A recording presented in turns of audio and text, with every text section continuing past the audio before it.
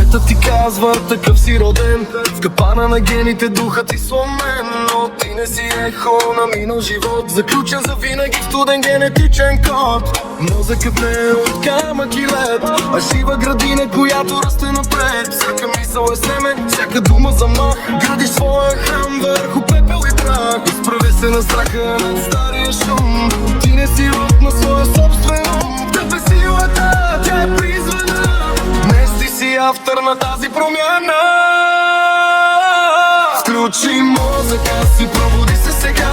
Ти си архитекта на своята съдба. С вяра и наука си избори мощ. Денят ще надвие и най-тъмната нощ. Обнови мисълта, пренапиши своя свят. Всеки неврон ще разсъвне в цвят. Ти не си жертва, ти си творец. Животът ти сияе като венец.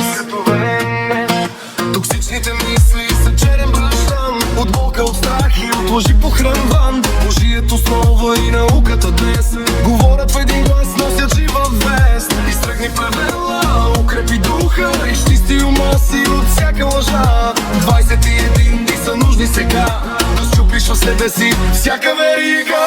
Мисълта е материя, тя е енергия, да спираш на миналото, тежката инерция. Тебе е духа и Божият глас, над всяка мисъл имаш неговата власт. Какво капотвееш, това ще бе, живее в истината да оживее. Мисъл по мисъл, гради светове, избор след избор, животът зове. 21 дни, пътят е нов, 21 дни, чиста любов.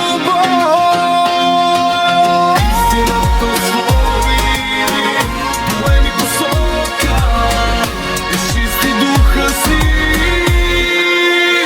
и включи